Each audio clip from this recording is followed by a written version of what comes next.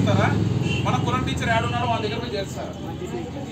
సరే, Indian cricket team ఉంది, దానికి కోచ్ను పెట్టాలంటే ఇండియన్ క్రికెట్ టీంలో ఎవరైతే ఎక్కువ కులస్తులు ఉన్నారో ఆ కులం హెడ్ టీచర్గా పెడతారా? లేకపోతే ఎవరైతే బాగా మంచి కోచ్ ప్లేయర్ ఉన్నాడో వాళ్ళు పెడతారా? ఒక ఇల్లు కట్టించుకోవాలా, డిజైన్ వేయించుకోవాలా, పెద్ద ఇల్లు కట్టాలా, మంచి ఇంజనీర్ దగ్గర పోతారు, మన కులం ఉన్న ఇంజనీర్ దగ్గర పోతారు. అంటే మీకు అన్ని విషయాల్లో మంచి కావాలా, ఓటింగ్ వేసేటప్పుడు మాత్రం కులం కావాలి.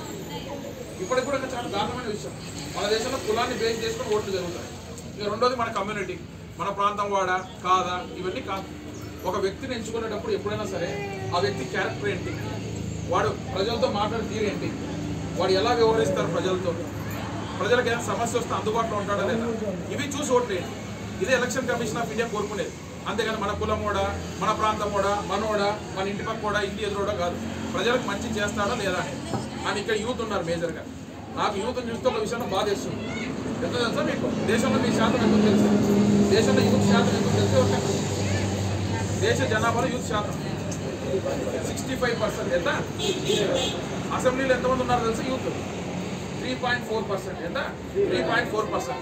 పార్లమెంట్లో 2.6%. 65% మంది యూత్ దేశంలో ఉంటే రాజకీయాల్లో మాత్రం 5% కంటే తక్కువ ఉన్నారు. దానికి కారణం ఏంటి? మన యూత్ అంతా ఒకటే అనుకుంటారు, ఏంటి? అయితే ఇంజనీర్ కావాలా, లేకపోతే డాక్టర్ కావాలా, లేకపోతే యాక్టర్ కావాలా, కలెక్టర్ కావాలా, ఇంకోటి కావాలనుకుంటారు. లేకపోతే మా వారి గవర్నమెంట్ ఉద్యోగం కావాలనుకుంటారు. ఎవరు పాలిటిక్స్ డేకి రావాలనుకోరు. ఇప్పుడు ఇక్కడ చూస్తే అంత యంగ్స్టర్స్ ఉన్నారు. వీళ్ళు యంగ్స్టర్స్ పాలిటిక్స్ డేకి వస్తే ఓట్ కావాలనుకుంటారు. ఒకసారి పాలిటిక్స్ కూడా ఒక కెరీర్ ఆప్షన్గా పెట్టుకోండి, అది కూడా చాలా మంచి ఆప్షన్. అలా మీకు ఇంకొకటి, మన దేశంలో ఓటు వేసినా వేయకుండా ఏమన్నారు? నువ్వు ఆస్ట్రేలియానో బ్రెజిలో ఈ దేశాలకు పోతే ఓటు వేయకపోతే మీకు వచ్చే సబ్సిడీ కట్ చేస్తారమ్మా. ఓటు వేయకపోతే ట్యాక్స్ కలెక్ట్ చేస్తారు. ఓటు వేయకపోతే సిటిజన్షిప్ కూడా రద్దు చేసే కంట్రీలు ఉన్నాయి కూడా. కానీ మీకు భారతదేశంలో ఓటు వేసే స్వేచ్ఛ మీకు ఇచ్చారు. మరి మీకు ఇంకొక డౌట్ ఉండాలి సార్, సరే మీరు ఇవన్నీ చెప్పినారు, మేము ఓటు వేస్తాం, దేశం మారుతుందా లేదా?